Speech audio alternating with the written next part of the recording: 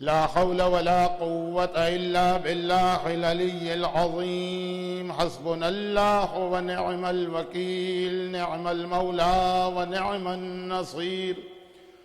أعوذ بالله من الشيطان اللعين الرجيم. بسم الله الرحمن الرحيم. الحمد لله الملك الحق المبين وهو رب العالمين، والصلاة والسلام على سيد الأنبياء والمرسلين، الرسول المسدد والنبي المجدد والمصطفى الأمجد والمحمود الأحمد أبي القاسم محمد وآله الطيبين الطاهرين المعصومين المظلومين المنتجبين الميامين الشهداء الصديقين، سيما على بقية الله في الأراضين وحجته على العالمين، الإمام المنتظر والحجة الثاني عشر، اللهم أجل له الفرج، ولعنة الله على أعدائهم أجمعين. أما بعد، فقد قال الله عز وجل في كتابه المبين وفرقانه المتين وقرآنه المجيد: بسم الله الرحمن الرحيم. وتزودوا فإن خير الزاد التقوى.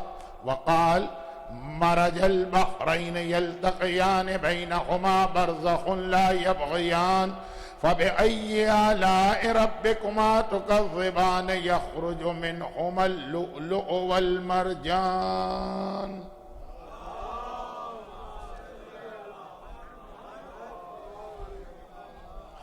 ابھی تھوڑی دیر پہلے برادر محترم نذر نقوی صاحب کسی کا تذکرہ کر رہے تھے، مجھے تو پتہ نہیں وہ کس کا ذکر تھا. شاعر مبالغہ کرتے ہیں مگر اتنا مبالغہ،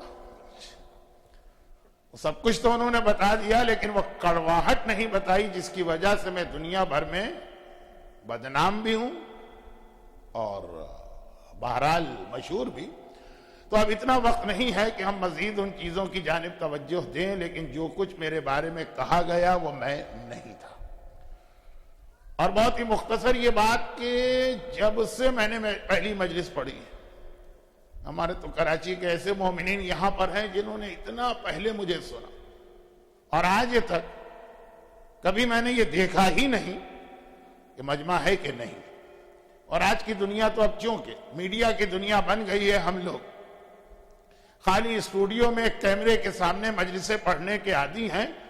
تو بس میری گزارش محترم نذر نقوی صاحب سے بھی ہے کہ جب کبھی میری مجالس کا حوالہ ہو تو وہ صاحبان ایمان کو زیادہ ڈانٹے ڈپٹے نہیں. لانگ ویکینڈ ہو کہ کیسا ہی ویکینڈ ہو، کوئی آئے کہ نہ آئے، اس سے ہمیں کیا غرض. ہمارا کام ہے اپنی خدمت کرنا. یہ خدمت ہم مومنین کی نہیں کر رہے، اپنے امام کی کر رہے ہیں. اگر وہ دیکھ رہے، وہ قبول کر رہے تو کافی ہے. اب چونکہ یہ پانچوں کے پانچوں جشن، ان میں سے ہر جشن ایسا ہے کہ جس کے لیے کم سے کم ایک خمسہ ہونا چاہیے. ایک تقریر میں کیا ذکر کیا جائے، کیا ذکر نہ کیا جائے. بہت سی باتیں ذہن میں ہوتی تھی کہ یہ کل میں بیان کروں گا تو کل، اگلے دن پھر جس شخصیت کا تذکرہ ہے ان کا بیان، وہ بھی اتنا اہم بن جاتا ہے. تو یہ پانچوں تقاریر کا بیان تقریباً نامکمل سا رہا.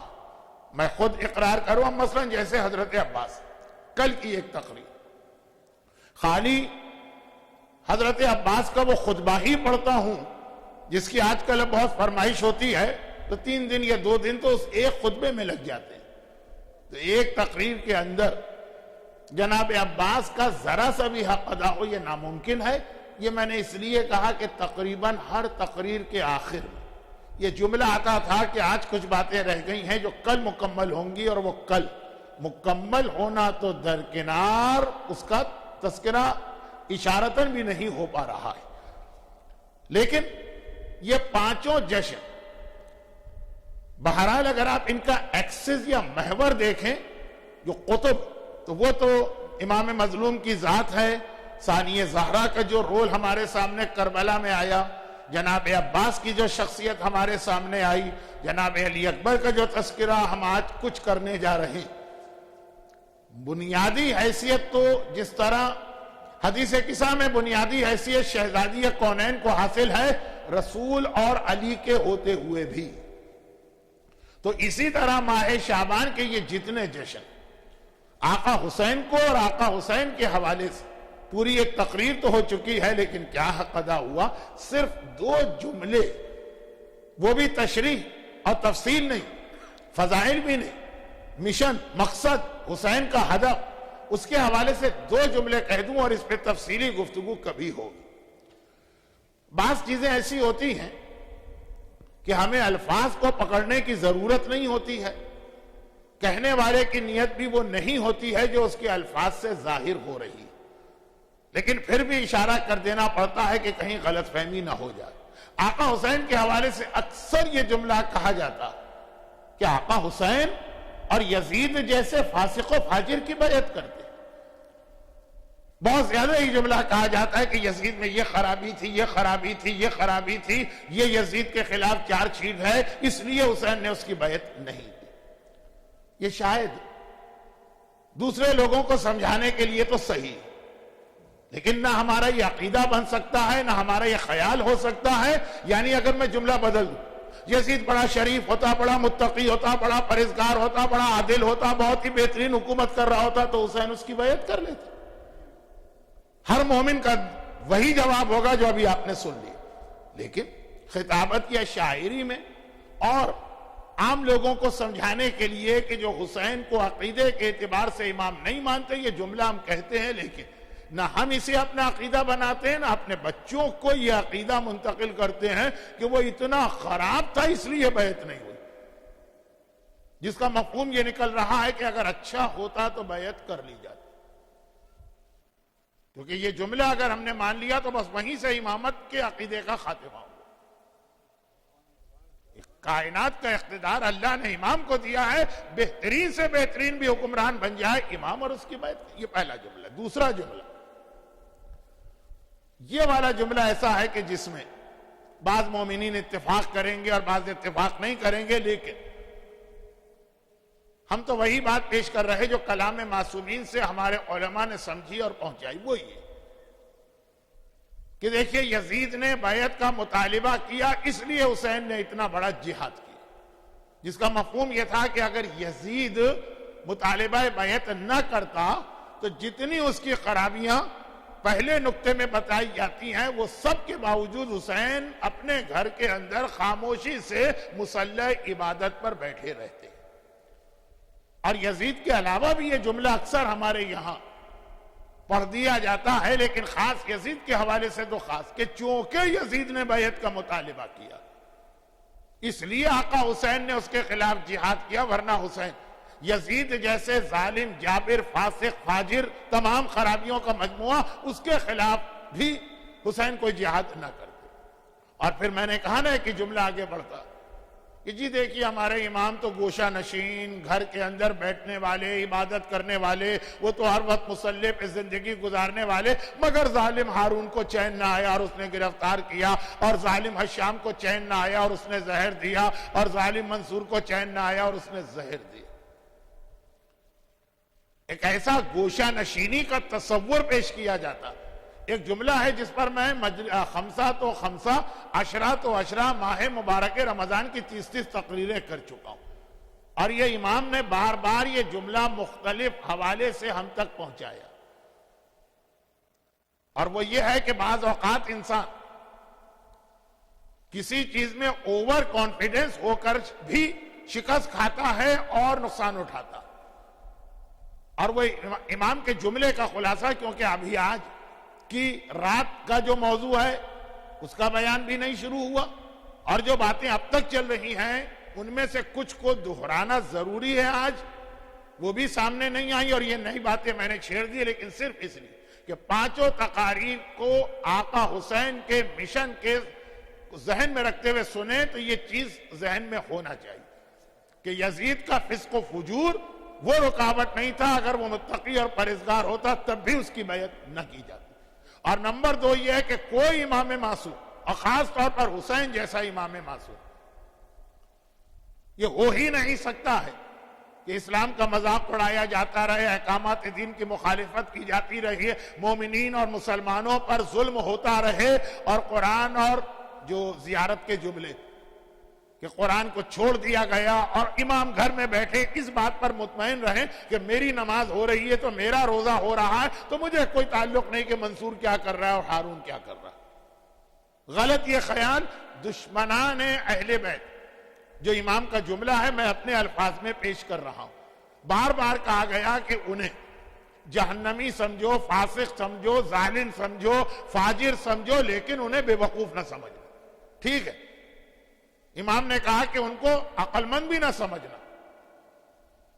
تو جس نے راوی نے پوچھا جا کے مولا سے کہ مولا پھر معاویہ کا تلک نکرہ، وہ شیطنت تھی، وہ مکاری تھی، لیکن بہرحال چال بازی تھی، لیکن یہ مت سمجھنا کہ بڑے احمق، بے وقوف اور سادہ لو ہوتے ہیں۔ بے وقوف آدمی کا کام نہیں ہے حکومت چلانا، نہ بے وقوف آدمی کو اس طرح اقتدار مل سکتا۔ وہ اس وقت تک امام معصوم پر، چاہے وہ کوئی امام کیوں نہ ہو، خالی آقا حسین نہیں، آقا حسن سے لے کے 11ویں تک، اس وقت تک ان ظالموں نے حملے نہیں کیے جب تک کہ وہ بہت زیادہ اپنے آپ کو مجبور محسوس نہیں کیے۔ انہوں نے دیکھا کہ ہم نے ہر طرح سے امامت کو روکنے کی کوشش کی، مگر گوشہ نشینی میں، مگر مصلی پر بیٹھ کر، مگر نماز و روزے کے درمیان اس طرح سے امام نے معاشرے کو بدلا کہ ہر ایک کو اپنا اقتدار خطرے میں نظر آیا، تب انہوں نے مجبوری یا قید کیا، اور یا پھر دیکھا کہ قید خانے سے بھی جہاد جاری ہے تو زہر دے کے شہید کیا۔ وہ بے وقوف آدمی ہوتا جو فتنے کو چھیڑ دیتا۔ یہ لوگ جو حکومت کر رہے تھے، دیکھیں میں ان کو عقل مند نہیں کہہ رہا ہوں، لفظ آ جائے میری زبان پر تو مراد اس سے عقل نہیں ہے، وہی شیطنت و مکاری۔ یہ حکمران جو تھے اتنے ظالم، بہت ہی مجبوری کے عالم میں امام کو قید کرتے ہیں یا زہر دیتے ہیں۔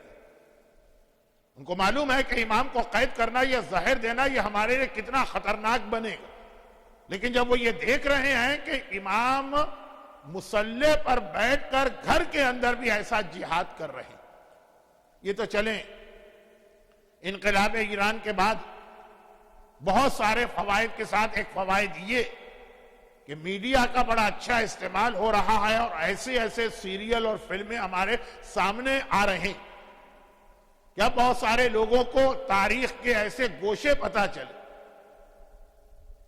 جو معصومین کے حوالے سے بھی نہیں معلوم تھے۔ ہر امام معصوم پہ جو سیریل بن رہا، جہاں تک میرا حافظہ کام کرتا ہے، سب سے پہلے آقا حسن کی ذات کا انتخاب کیا گیا، مولا کے حوالے سے بھی سیریل بعد میں بنا، کیونکہ بڑی مظلوم شخصیت امام حسن کی رہی ان معنوں میں کہ ہم کو بھی نہیں پتا کہ صلح نامے پہ دستخط کرنے کے بعد اسی طرح سے گھر میں بیٹھے بیٹھے، اور جو معاویہ کے میڈیا نے امام حسن کی ایک پکچر ہمارے سامنے پیش کی،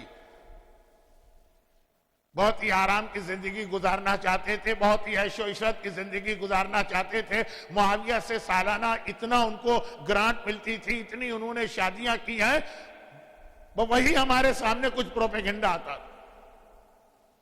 میں اکثر ایک جملہ کہتا ہوں، حسن و حسین میں کوئی فرق نہیں ہے، جتنی حدیثیں آقا حسین کے بارے میں آئیں تقریباً سب میں حسن کو ساتھ میں ملایا گیا۔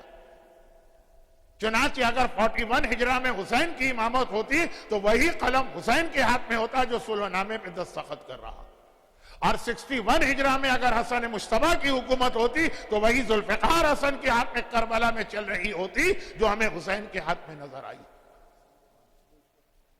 ایسا نہیں ہے کہ حسن جہاد کرنے سے یا میدان میں نکلنے سے گھبراتے تھے، انہیں آرام دہ زندگی پسند، اور حسین بہت ہی شجاعت والے تھے اس لیے انہوں نے جہاد کیا، ایسا نہیں۔ معصوم کی سیرت میں کوئی فرق نہیں ہوتا، بدلتے رہتے ہیں انداز کوفی اور شامی، دشمنوں کا انداز بدلتا ہے۔ معاویہ یزید کے مقابلے میں زیادہ چالاک تھا، اس لیے اس نے میدان میں نکل کے امام حسن کا مقابلہ نہ کیا۔ یہ آپ اس سیریل میں دیکھ چکے ہیں، اور اتنی بات میں نے صرف 5 تقاریر کو ایک طرح سے وائنڈ اپ کرنے کے لیے کہی کہ 2 باتیں ذہن میں رکھیے، خاص طور پر دوسری بات جو ہماری وہ غلط ہے۔ پہلی بات تو جیسا کہ میں نے کہا کہ ہم جملہ کہتے ہیں، لیکن اگر جملہ پلٹ کے کوئی ہم سے پوچھ لے کہ کیا حسین کسی متقی کی بیعت کرتے تو ہر مومن کہہ دے گا ہرگز نہیں، مگر دوسرے کے حوالے سے بعض مومنین کے ذہن میں بھی یہ خیال ہے کہ امامت جو ہے وہ گوشہ نشینی کو اور نماز اور روزے کو اتنا پسند کرتی کہ اسے کوئی تعلق ہی نہیں ہے کہ ظلم ہو رہا ہے، لوگوں کے حقوق ضائع ہو رہے ہیں، دین کا مذاق اڑایا جا رہا ہے، معاشرے کو تباہ کیا جا رہا ہے، امام اپنے گھر میں بیٹھنے کو پسند کرتے ہیں۔ وہ تو ظالم کو پھر بھی چین نہ آیا اور زہر دے کے شہید کر دیا۔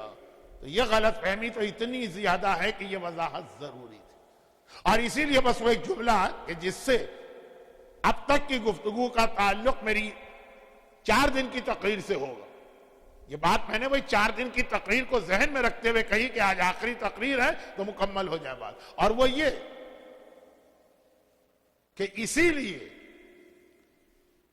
میں اکثر کہتا ہوں کہ آخر ہمارے ہاں یہ کیا ہوتا کہ آقا حسین جب تک نانا زندہ ہیں اس وقت تک کے حالات بیان ہوتے ہیں، 3 شعبان 4 ہجری کو ولادت سے لے کے ماں کی شہادت تک، اور اس کے بعد 50 سال کا ایک گیپ آ جاتا ہے اور پھر کربلا کے قریب کے واقعات بیان ہوتے ہیں۔ وہ بیچ کے 50 سال اس میں آقا حسین کا کیا رول تھا، اسپیشلی جو 11 سال اپنی امامت کے تھے۔ حسن تو 42 ہجرہ میں دستخط کیے، 50 ہجرہ میں شہادت ہوئی، 8 سال کی امامت۔ حسین کی امامت تو 50 سے 61 ہجرہ، ڈائریکٹ امامت۔ کیا تھے اس وقت حسین، کیا کر رہے تھے اس وقت حسین، کیا رول تھا آقا حسین، وہ بھی ہمارے سامنے آنا چاہیے، تو ہمیں پتہ چلے گا کہ امامت گوشہ نشینی کی، روحانیت کی، عیسائی پادریوں کی طرح کی، ہندو سادھو کی طرح تھی کہ بدھ مونک کی طرح کی زندگی کو برداشت نہیں کر سکتی۔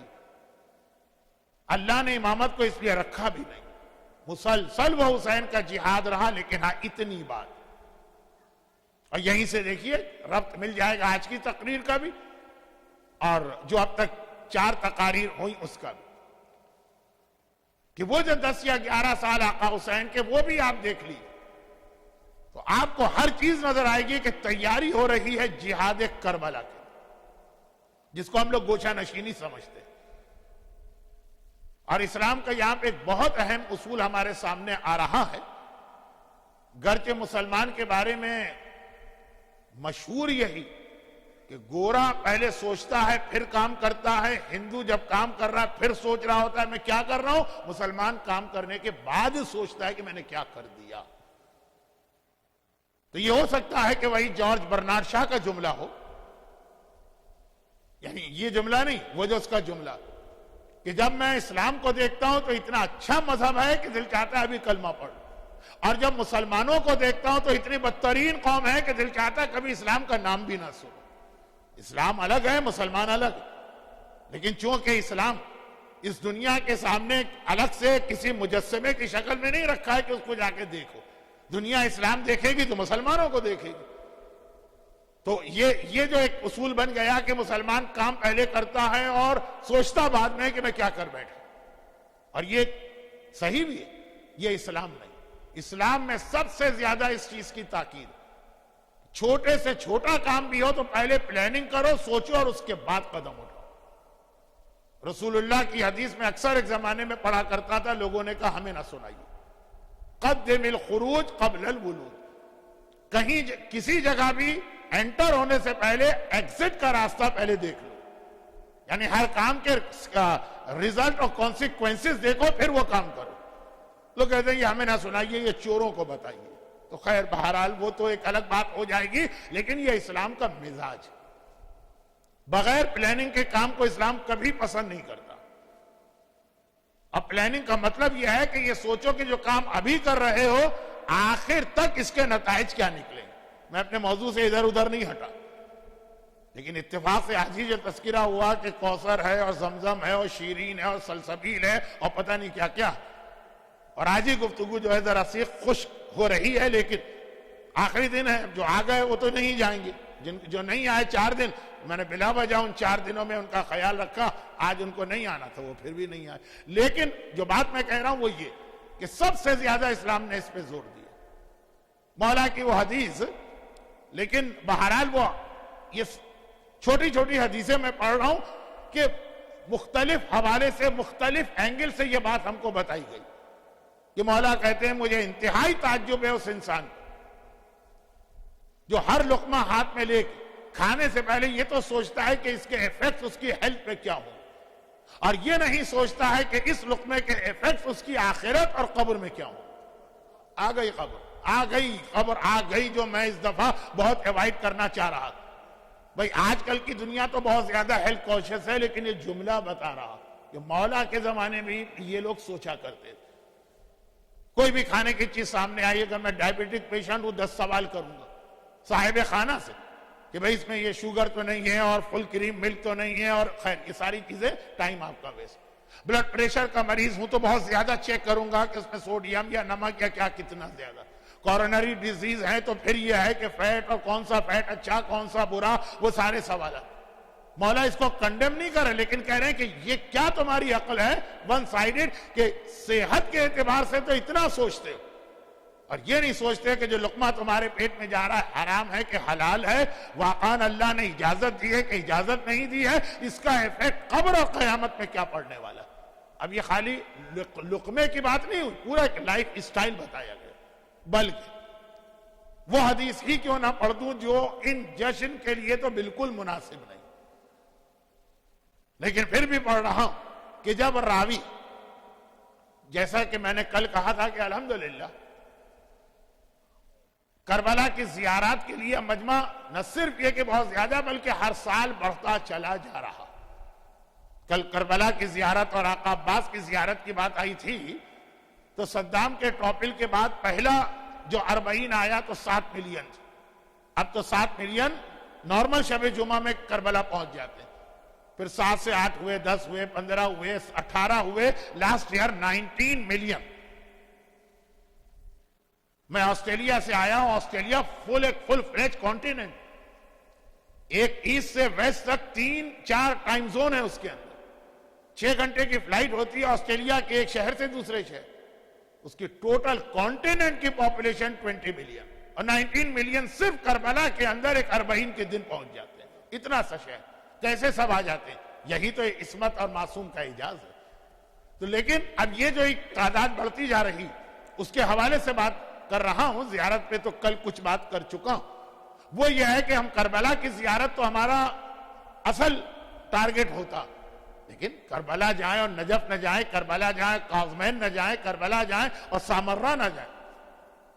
سامرہ کی زیارت کو آپ جائیں گے تو وہاں پہ امام 10ویں اور 11ویں امام کے زری اور حرم بھی ہے، اور اس کے برابر وہ بیسمنٹ یا سرداب بھی ہے جہاں 10ویں امام کا گھر تھا،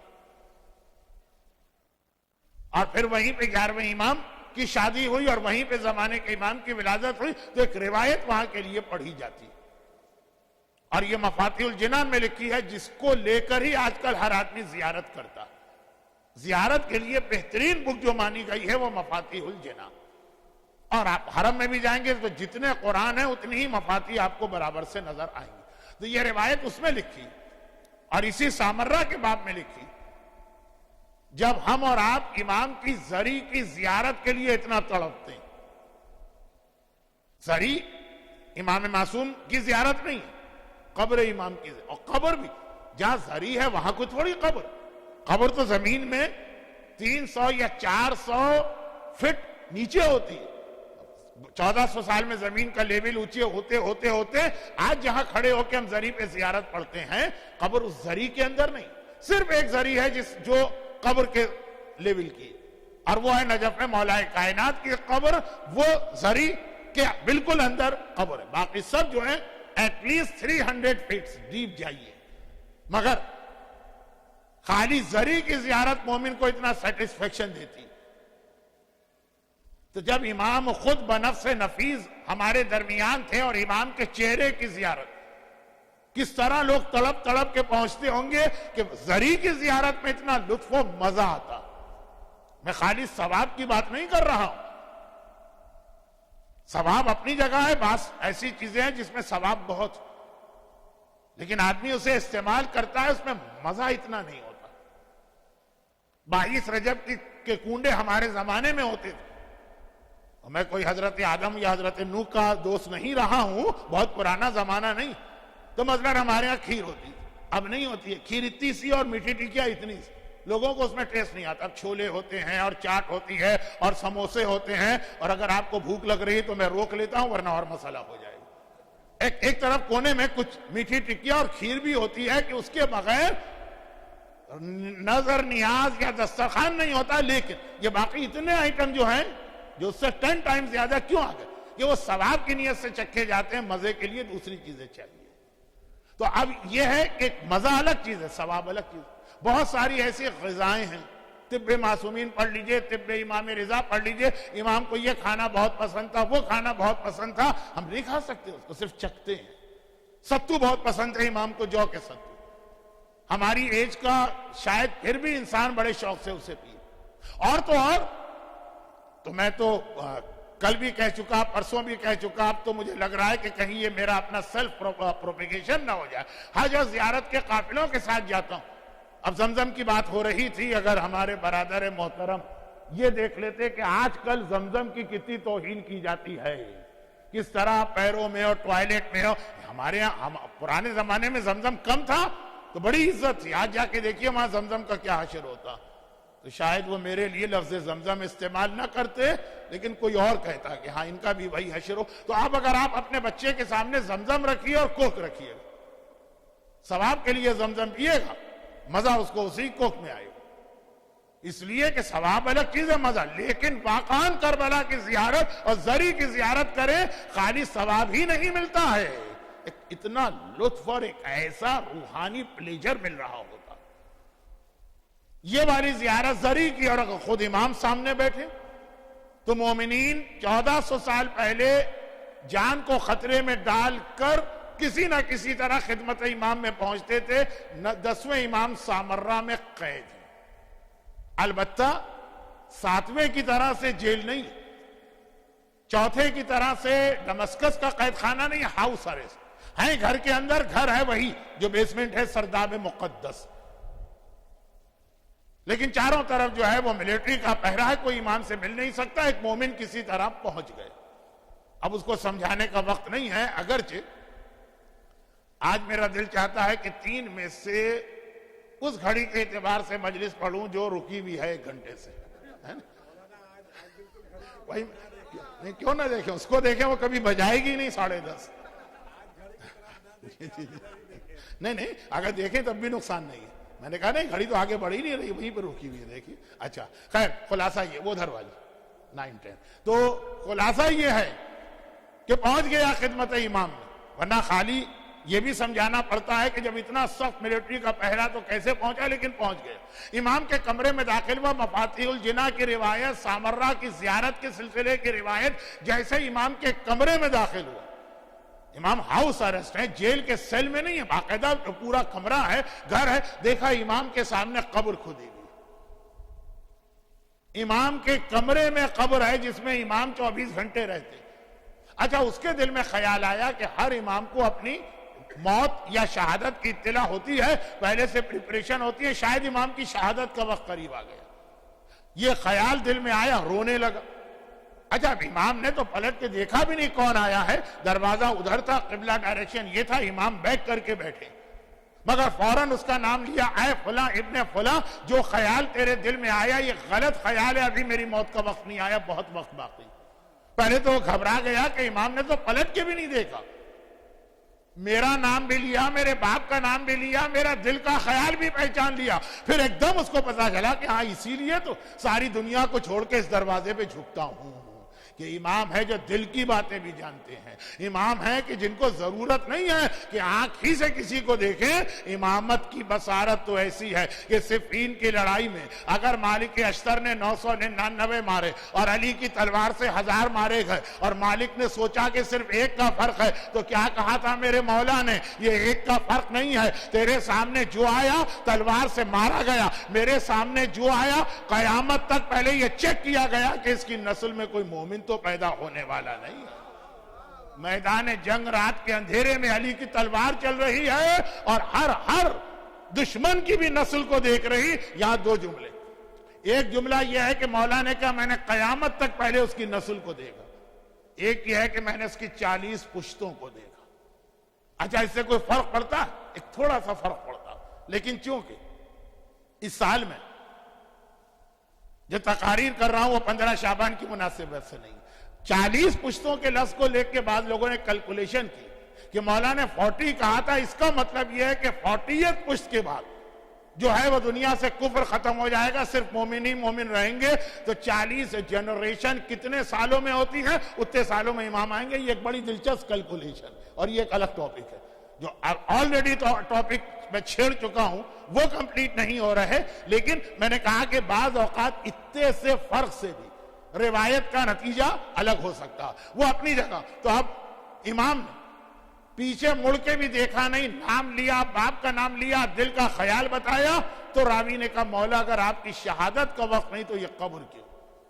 اب جو جواب امام دے رہے اپنے لیے دے رہے، جو معصوم ابن معصوم ابن معصوم ابن معصوم ابن معصوم ابن معصوم جو آیہ تطہیر کی طہارت کی سند لیے ہوئے ہے، یہ جواب اپنے لیے نہیں آ رہا ہے، امام کی زبان پہ ہے ہمارے لیے، کیونکہ یہ بھی بالکل واضح کہ امام کا جواب متوکل کو تھوڑی سنے، امام کا جواب ہارون و مامون کو تھوڑی سنے، امام کا جواب تو مومن ہی سنے گا۔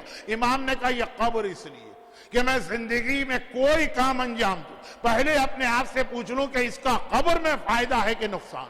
اگر ایک کام میرے سامنے آ گیا بہت اچھا لگ رہا ہے، بہت اچھا، لیکن میرے ایمان نے بتایا کہ قبر میں اس کا نقصان، کام چھوڑ دو۔ ایک کام آیا بھی بہت برا لگ رہا، لیکن میرے دل نے کہا کہ قبر کے لیے فائدہ مند ہے، وہ کام کر دو۔ ایک عورت کو حجاب کرنا ابھی بہت اچھا لگ رہا ہے، لیکن قبر میں یہ فائدہ دے گا کہ نقصان؟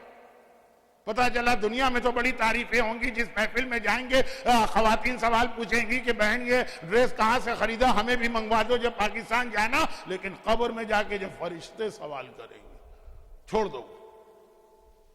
اور یہ پتا چلا، اب یہ میں بہت اسٹرانگ ایگزامپل دے رہا ہوں جو زیادہ میں انڈیا اور پاکستان میں دیتا ہوں، آپ تو یہاں آ ہی گئے، اور وہ یہ کہ کسی کو دنیا کے کسی بہترین ملک کی نیشنلٹی مل رہی ہے، سٹیزن شپ ہر اعتبار سے بہتر ہے، لیکن پہلے سوال کرو کہ یہ قبر میں تو کہیں میرے لیے نقصان دہ نہیں۔ اگر پتا چلا کہ اس کے نتیجے میں جنریشن لاسٹ ہو جائیں گی، اور دین و ایمان جو والدین نے ہم تک پہنچایا ہم اپنی تیسری جنریشن تک نہیں پہنچا پائیں گے، قبر میں جواب دینا پڑے گا، چھوڑ دو وہ چانس، مس کرو وہ اپرچونیٹی، ٹھوکر مار دو کہ نہیں جانا وہاں پر۔ امام نے کہا قبر اس لیے ہے کہ ہر چیز کا کرائیٹیریا میں قبر کو بنا رہا ہوں۔ ذرا سا ایسا لگا کہ میں جشن کے موضوع سے ہٹا، اب تک تو جشن پر ہی بات ہو رہی تھی، یہ صرف 2 4 5 منٹ، اور ہارڈ لگ ان مومنین کی جو ابھی آئیں۔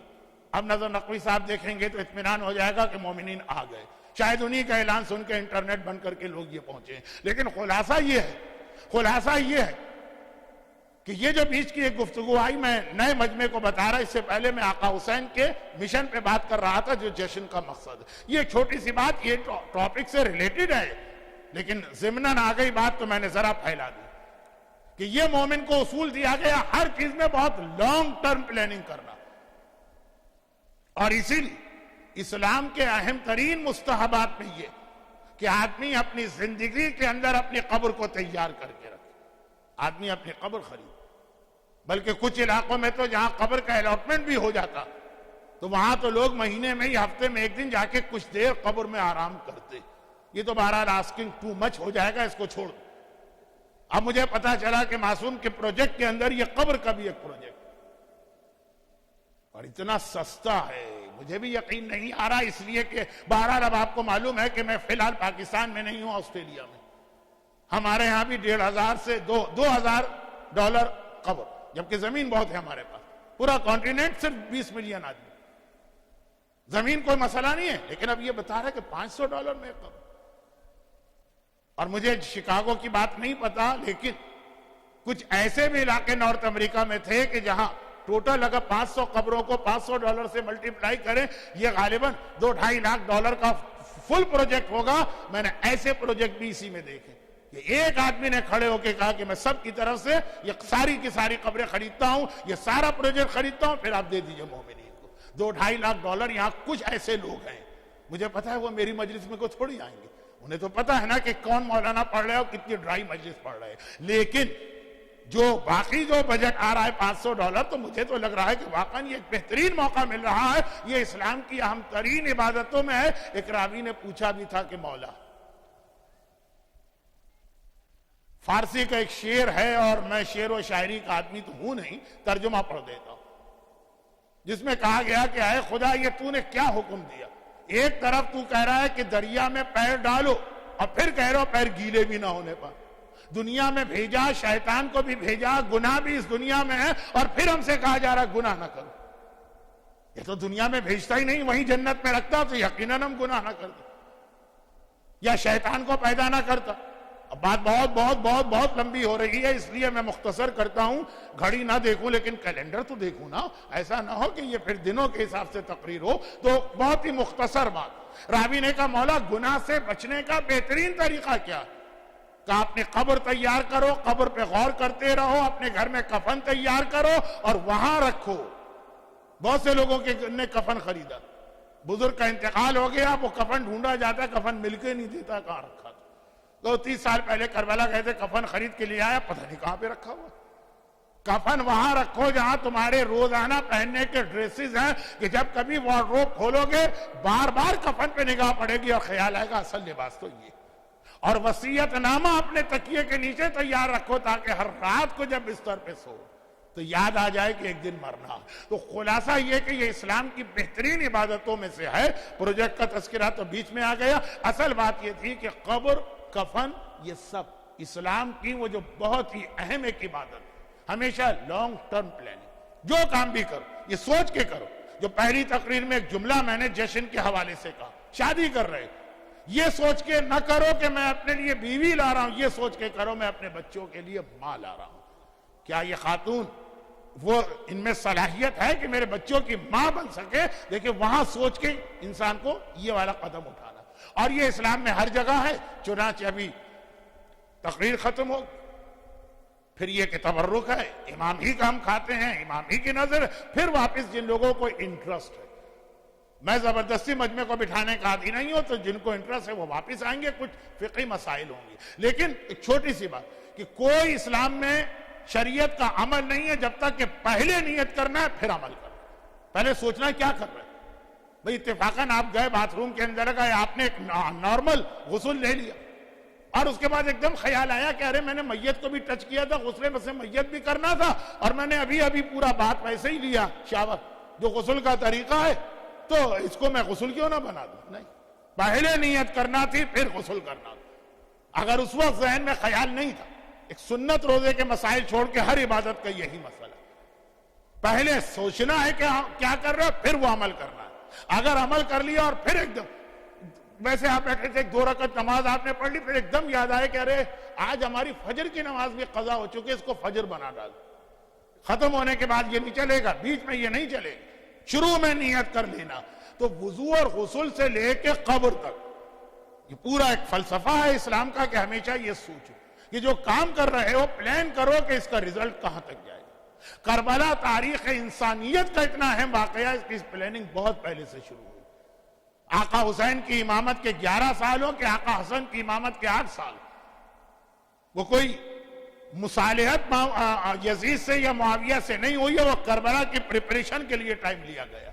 یہاں پہ ایک جملہ میں کہہ دیتا ہوں جو 15 شعبان کا، اور امام زمانہ جو ابھی تک ظاہر نہیں ہو رہا ہے وہ ہمیں پریپریشن کا ٹائم دے رہے ہیں کہ اس میں پریپیئرڈ ہو جاؤ پھر میں ظاہر ہوتا ہوں. پھر یہ اب آپ 15 شعبان کو حجت الاسلام مولانا حنیف شاہ صاحب سے سنیں گے بیان. میں تو واپس اپنے اصل عنوان پہ آتا ہوں. تو اب یہ جو کربلا کی مختلف حوالے سے تیاری، جس میں ایک جملہ ہمارے ہاں واقعا مشہور کہ جب مولا علی ام البنین سے شادی، اس میں تو واضح طور پہ ہر ایک کو یہ بتا دیا کہ دیکھو یہ شادی صرف کربلا کے لیے ہو رہی ہے.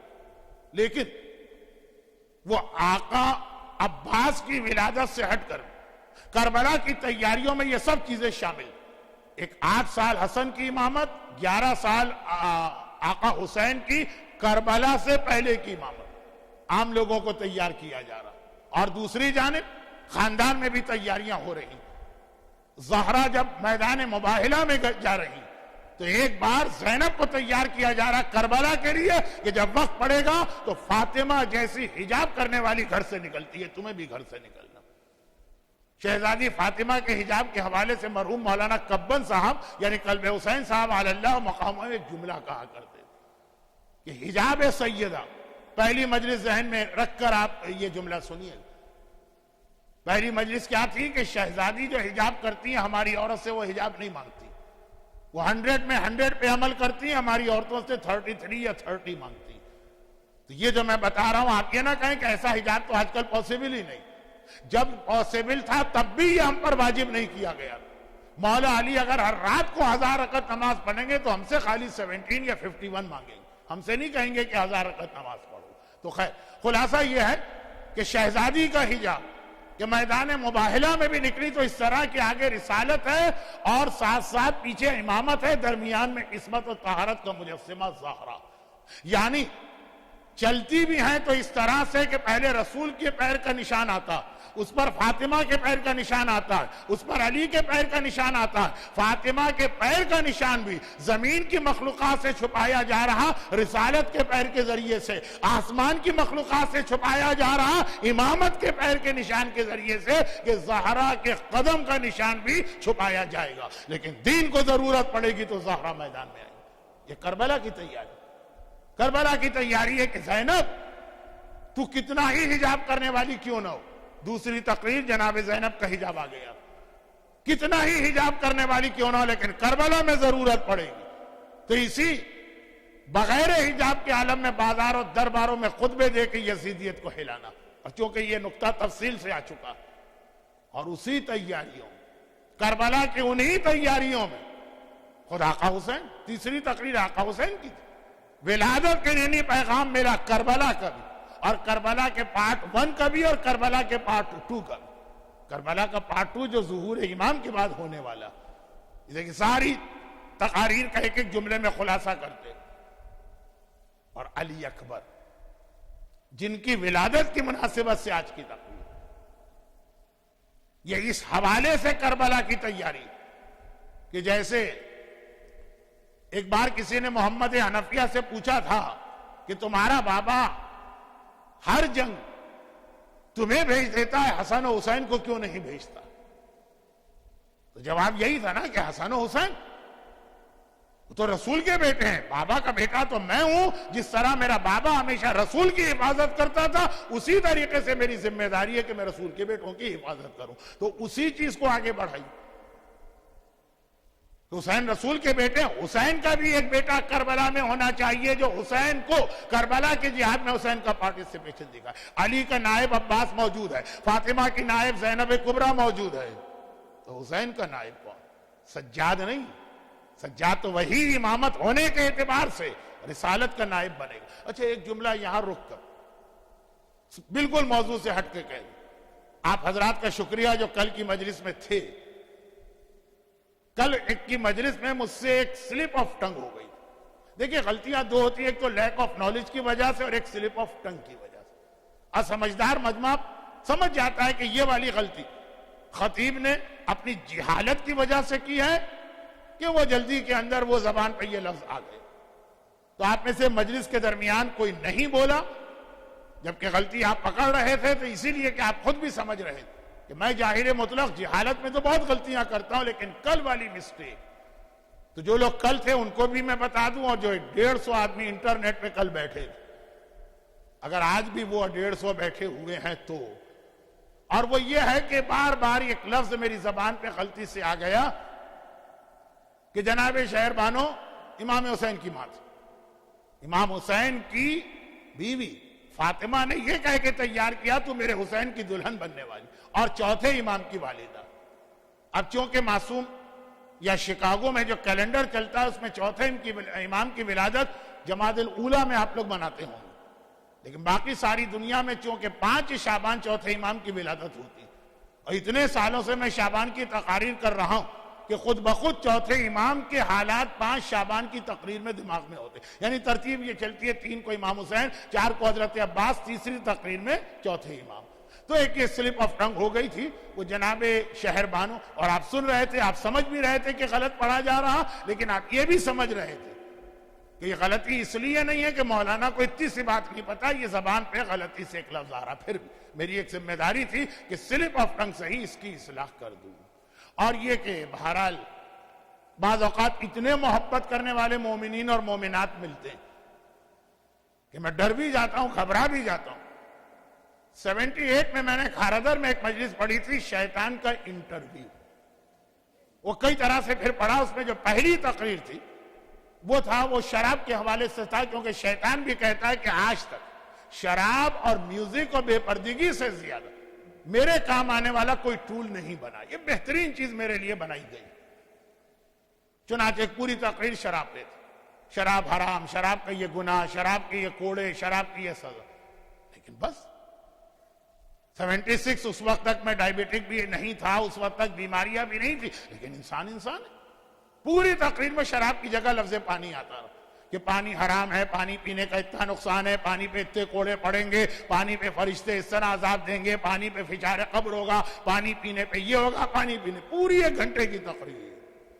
لیکن مجمع خوب سمجھ رہا تھا کہ مولانا کو کہنا شراب تھا، پہلی دفعہ لفظ شراب آ گیا، غلطی سے یہ پانی کی بات کر رہے، مگر جب پتہ چلا، ایک صاحب نے بتایا کہ ان کے ماں نے پانی پینا بند کر دیا، مولانا نے کہا پانی حرام ہے تو صحیح کہا، میں نے کہا اللہ اللہ، اتنی محبت ہے مجھے نہیں چاہیے۔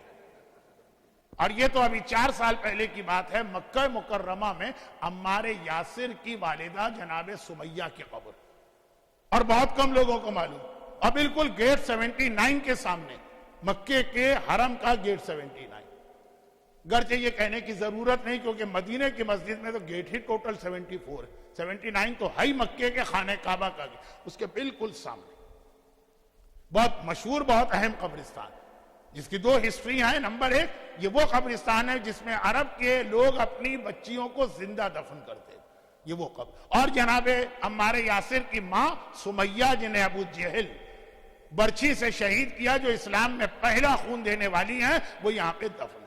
بالکل قبرستان سے ملا ہوا ہمارا ہوٹل تھا، مسرہ ہوٹل، جس میں امریکن اور یورپین گروپ بھی بہت ٹھہرتے اور ہم لوگ بھی ٹھہرتے تھے۔ وہ ہوٹل جو تھا نا، وہ عجیب و غریب طریقے سے بنا تھا، اس لیے کہ پلاٹ بڑا ٹیڑھا میڑھا تھا، اس کے ہر کمرے سے الگ قبلہ ڈائریکشن بنتا تھا، جیسے پینٹاگون یا ہیکساگون مسمن بلڈنگ ہوتی ہے، ایک یہ کونا ایک یہ کونا۔ تو جب قافلہ پہنچتا ہے، پہلا سوال لوگ یہی کرتے ہیں کہ مولانا اس بلڈنگ میں قبلہ کدھر ہے؟ میں اپنے کمرے سے دیکھا، سامنے خانہ کعبہ نظر آ رہا ہے، سامنے، میں نے کہا قبلہ ادھر ہے۔ اب شروع کر دی لوگوں نے نماز، کوئی وزیٹر آئیں کسی خاتون کے پاس، جدہ سے بہن ہوں گی، ملنے آئی، دیکھا کہ قبلہ ان کی کھڑکی سے ادھر نظر آ رہا، وہ نماز ادھر پڑھ رہا۔ گھبرا کے کہا کہ بھائی یہ تو کوئی خالی قبلہ نما یا کسی میگنیٹ کی یا آئی فون وغیرہ کی بات نہیں، آنکھ سے یہ خانہ کعبہ نظر آ رہا، آنکھ سے تم نماز ادھر پڑھ۔ کہ مولانا نے ادھر کہا تھا تو ہم کو تو مولانا کو فالو کرنا ہے۔ میں نے کہا اللہ اللہ، ایسا فالو تو مرجے کو بھی کرنا جائز نہیں ہے، ایسا فالو صرف امام کو کرتے۔ ہاں، امام اگر کہہ دے خانہ کعبہ ادھر ہے، نماز ادھر پڑھنا ہے، ہم پڑھیں گے۔ یہ جو محبتیں مل جاتی ہیں، اور یہ امامت کا ہمارا عقیدہ۔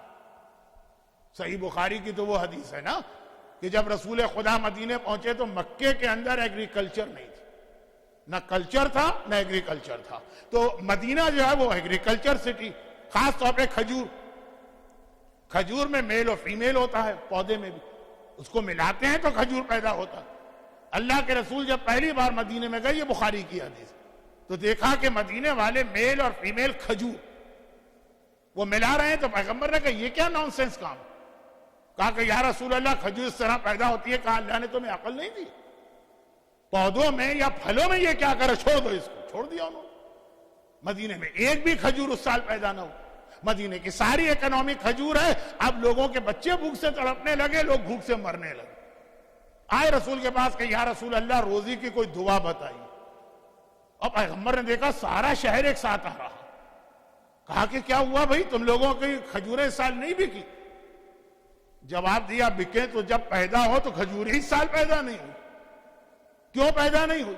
کہا کہ آپ نے مشورہ دیا تھا، ہمیں پتا تھا کہ غلط مشورہ ہے، لیکن آپ کہہ رہے ہیں تو ہم نے عمل کیا۔ پیغمبر نے کہا کہ میں انسان ہوں، بڑی مسٹیک کرتا رہتا ہوں، میری ہر بات کو نہ مانا کرو، جب میں تمہیں کچھ بتایا کروں تو پہلے اپنے تجربے اور اپنی عقل سے غور کرو، سمجھ میں آئے تو عمل کرو، ورنہ ایسا ہی نقصان ہوگا۔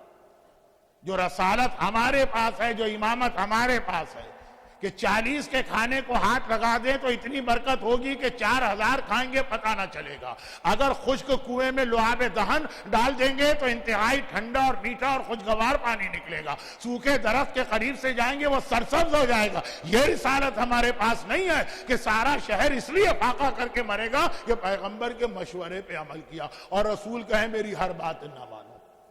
البتہ یہ فارمولہ بعض مومنین نے بھی قبول کر لیا، عقیدہ تو نہیں ہے، لیکن مولانا داڑھی کیوں رکھے، اس کا کوئی سائنٹیفک فائدہ بتائیے۔ بھئی یہ پیغمبر کی حدیث ہے، نہیں خیر وہ حدیث ہوگی لیکن کوئی سائنسدان بھی یہ کہتا ہے کہ نہیں۔ آخر میوزک جیسی اچھی چیز کیوں حرام؟ ہم نے کہا چھٹے امام کی حدیث ہے، نہیں مولانا حدیثوں کو چھوڑ، آج کی سائنس تو کہتی ہے کہ میوزک کے ذریعے سے تو بہت سی بیماریوں کا علاج ہو سکتا، یہ کیوں حرام؟ آخر ہم سور کا گوشت کیوں چھوڑتے ہیں؟ آخر ہم ریڈ وائن بھی نہ پی جو سنا اسٹمک کے لیے بہت اچھی ہے، ہارٹ کی بعض بیماریوں کے لیے شراب کو ریکمینڈ کیا جاتا ہے۔ ہمارے یوپی میں بچوں کو بچپنے میں برانڈی پلائی جاتی ہے کہ سینہ بڑا مضبوط ہوتا۔ اب یہ جو صحیح بخاری سے رسالت کا کنسیپٹ آیا، ہنسنے والے مومنین بھی پریکٹیکل لائف میں اسی پہ عمل کرتے ہیں کہ جو رسول نے کہا وہ ٹھیک ہے، امام نے کہا ٹھیک ہے، لیکن اللہ نے کامن سینس بھی تو دی ہے نا، ان کی ہر بات تو نہیں مانیں گے نا، ہو سکتا ہے غلط بات ہوئی، لیکن یہ تو کہیں اور ہم چلے گئے۔ واپس میں آتا ہوں کل کی غلطی کی اصلاح کرتے ہوئے، لیکن وہ بات کیا چل رہی تھی؟ جناب شہر بانو وہ آقا حسین کی دلہن بنی، وہ سجاد پیدا ہوئے جو کربلا کا پورا جہاد حسین نے کیا، تو کربلا کو بچانے والا جہاد سجاد نے کیا، مگر جناب شہر بانو کا انتقال چوتھے امام کی ولادت کے فوراً بعد ہو گیا تھا۔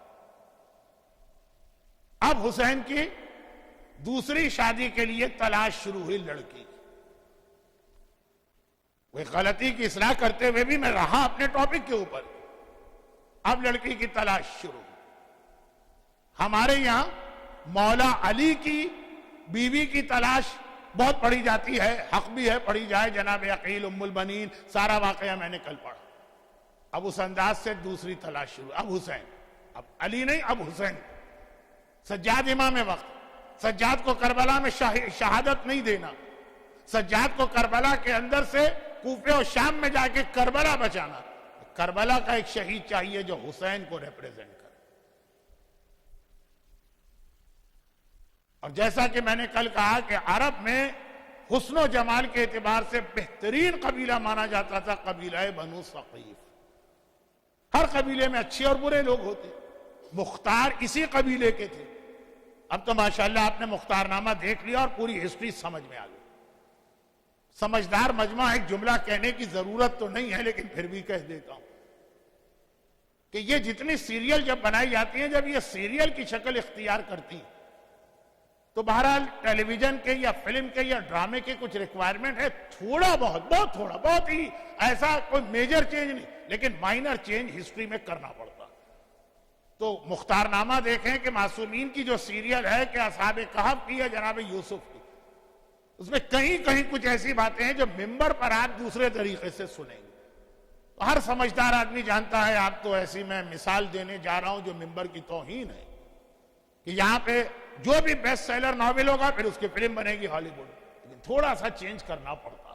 وہ تو فکشن ہے، فیکٹ تو چینج نہیں ہونے چاہیے، لیکن تھوڑا یہ اس لیے میں نے کہا کہ بعض لوگ یہ سوال میرے پاس لے کے آتے ہیں، مولانا آپ نے مختار نامے میں یہ پڑھا ہے، سیریل میں یہ دکھایا گیا۔ تو واپس آ جائیے کہ مختار نامہ، جناب مختار اسی قبیلہ بنو ثقیف کے تھے، اور کائنات کی تاریخ کے بدترین ظالموں میں سے بھی ایک اسی قبیلے کا ہے، حجاج ابن یوسف۔ البتہ دشمنان اہل بیت وہ ہیں کہ ہم کہہ تو دیتے ہیں کہ فلاں کے بیٹے ہیں، فلاں قبیلے سے ہیں، اکثر کا نام و نسب ثابت نہیں ہے۔ تو واپس اصل بات پہ، قبیلہ بنو ثقیف حسن و جمال کے لیے بہت مشہور تھا، اور اب بہت احتیاط کی منزل آئی ہے۔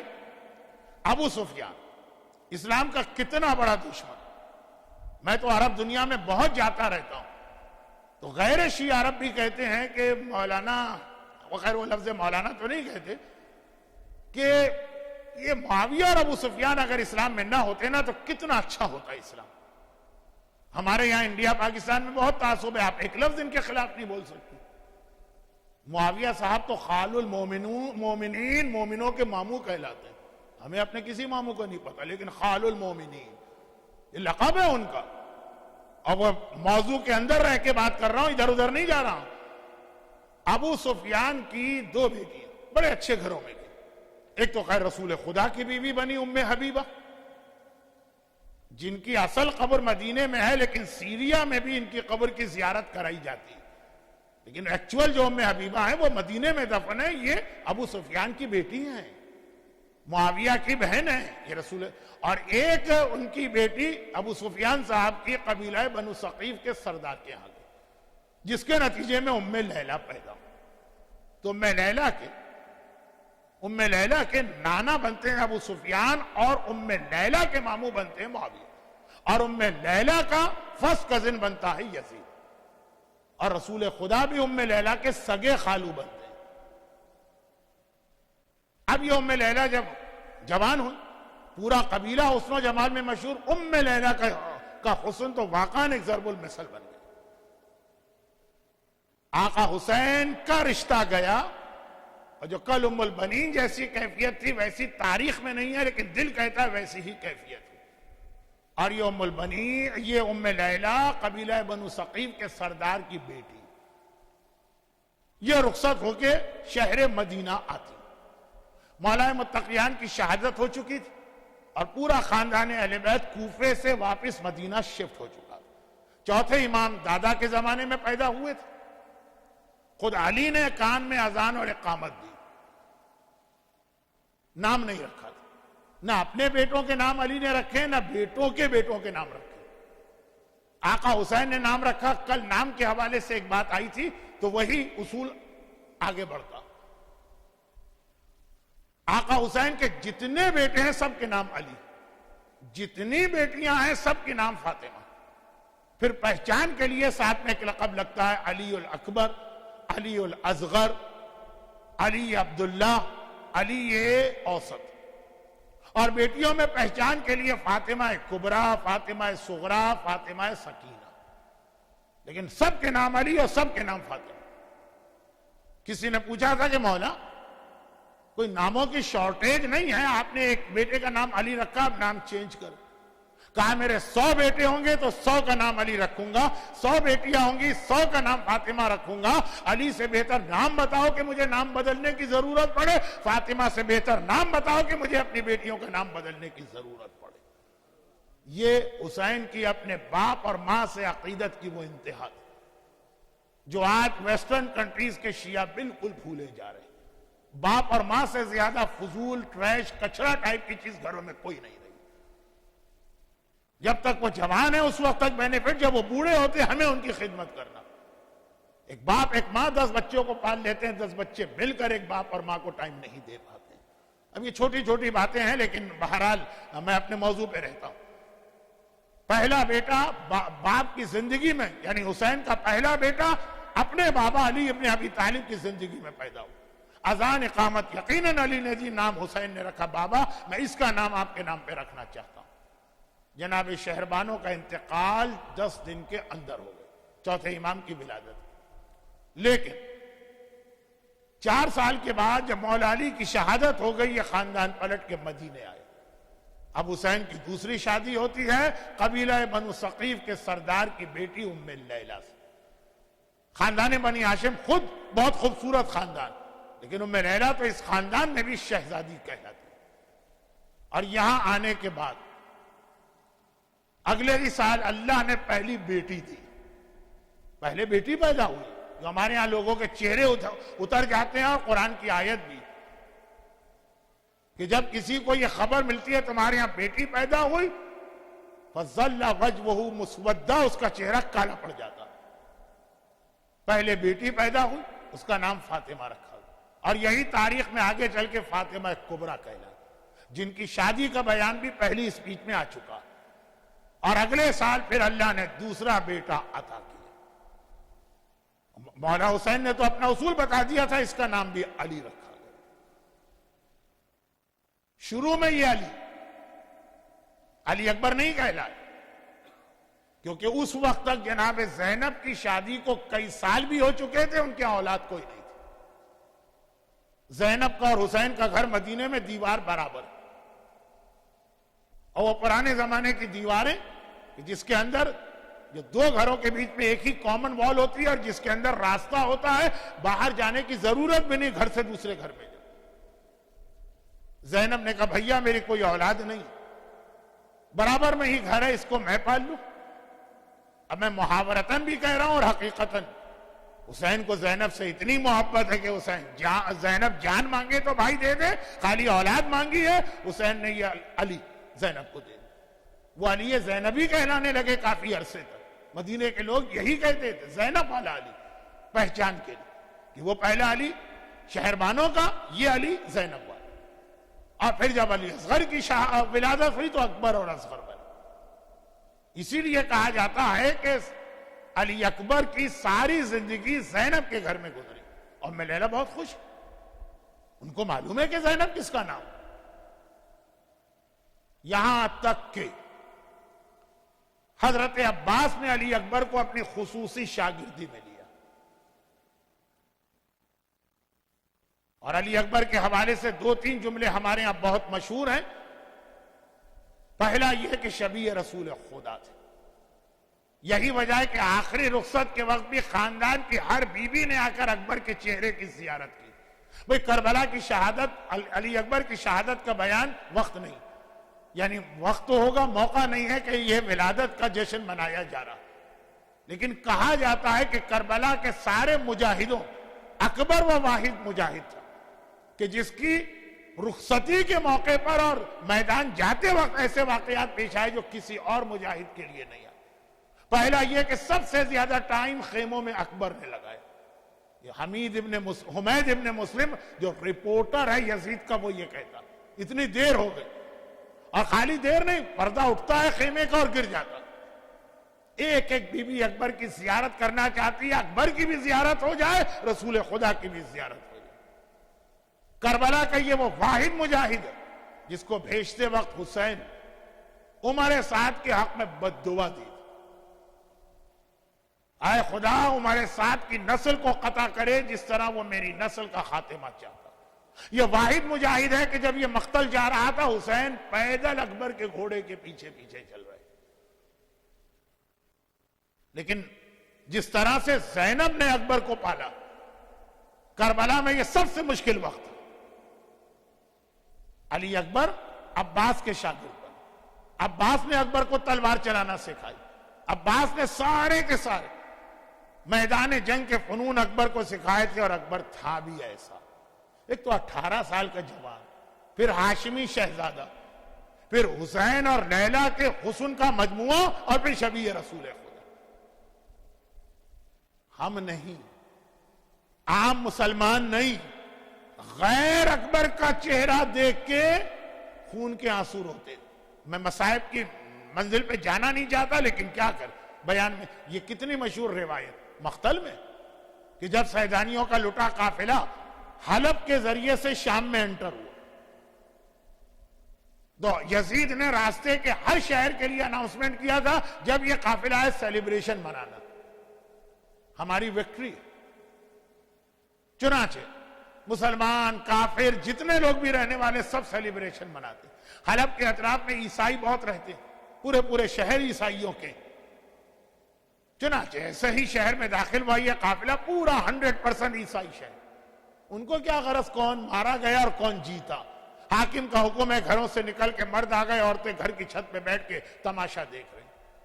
نو کے نیزہ پہ اکبر کا کٹا سر نظر آیا تو وہ عیسائی عورتیں کہتی ہیں اللہ کرے جوان کی ماں مر چکی.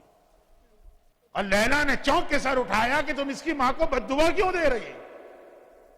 کہا بددعا نہیں دے رہے، ہم سوچ رہے ہیں ہم غیر، ہمارا کوئی نہ خونی رشتہ، نہ کوئی دینی رشتہ، نہ کوئی علاقائی رشتہ ہے، ہم سے یہ 18 سال کے جوان کا کٹا سر نہیں دیکھا جا رہا. اتنا خوبصورت.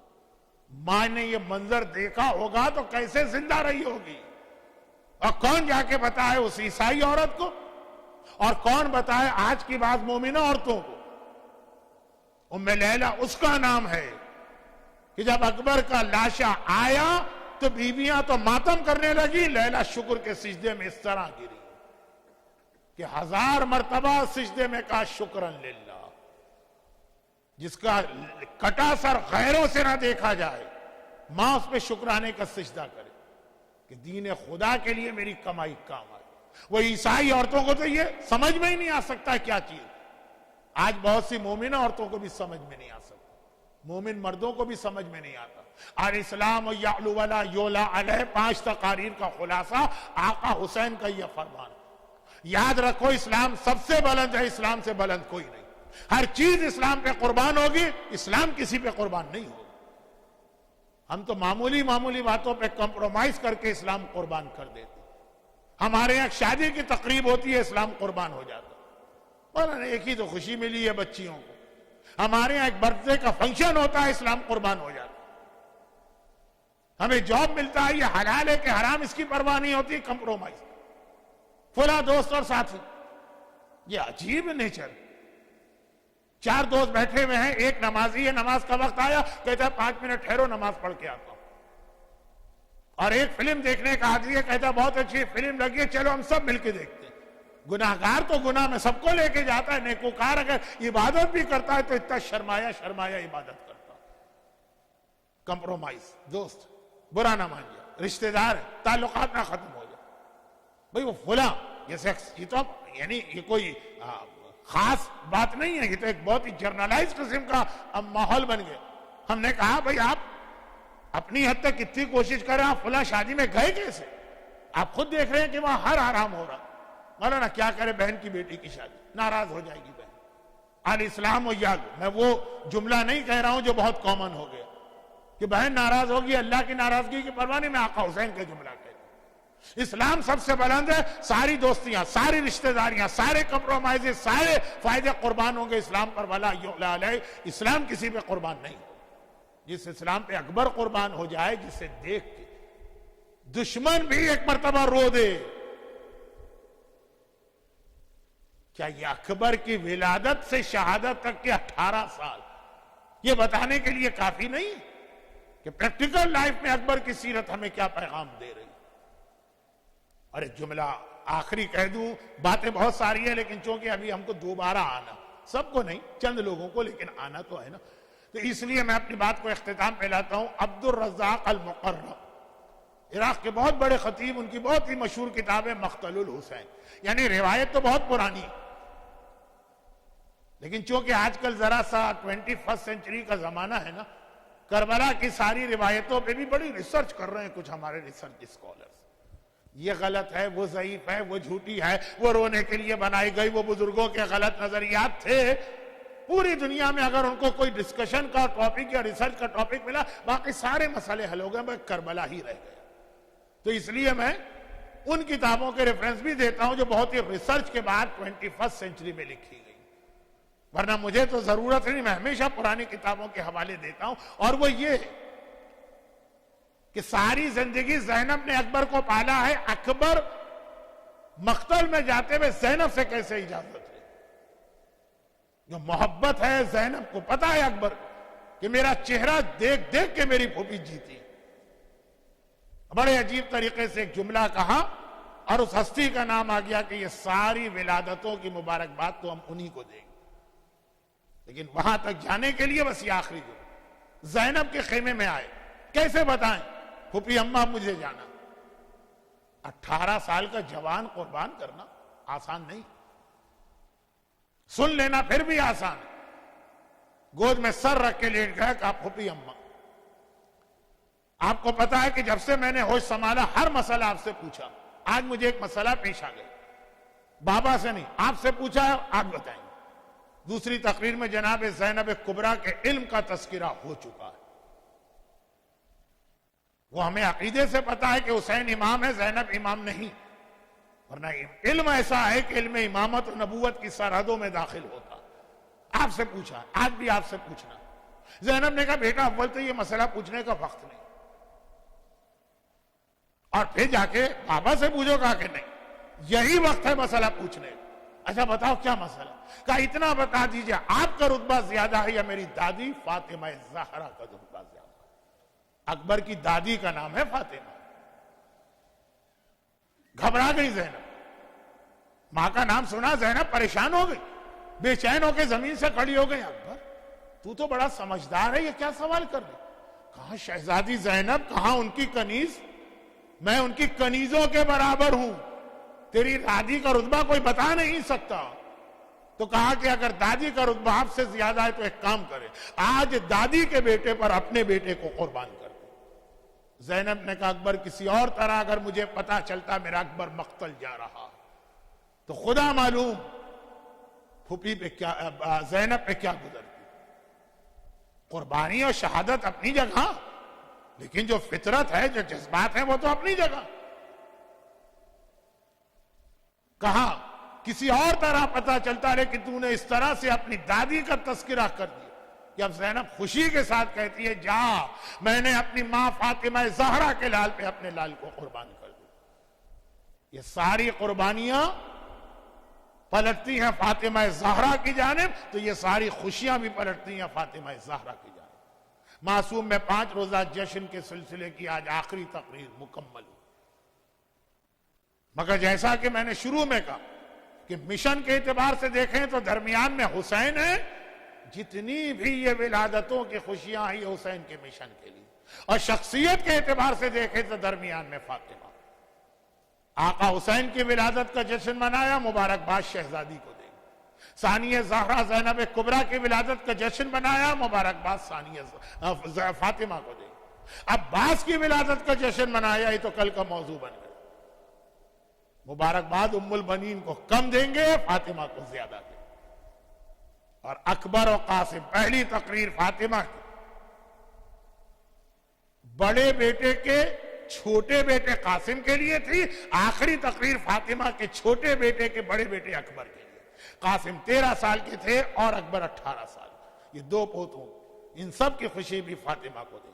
تو اللہم انی اسألک بحق فاطمہ و ابیہا و بالہا و بنیہا و سر المستودع فیہا، اے خدا تجھے واسطہ فاطمہ زہرا کا جنہیں تو نے حدیث قصہ میں مرکز تعارف بنایا، تجھے واسطہ فاطمہ کے بابا رسول خدا کا، تجھے واسطہ فاطمہ کے شوہر علی مرتضیٰ کا، تجھے واسطہ فاطمہ کی معصوم پاک اور پاکیزہ اولاد کا، جو صاحبان ایمان آج کی اس محفل میں بیٹھے ہیں۔ خدا بندہ ان کو دنیا اور آخرت کی ہر آفت، ہر مصیبت، ہر پریشانی سے محفوظ فرما۔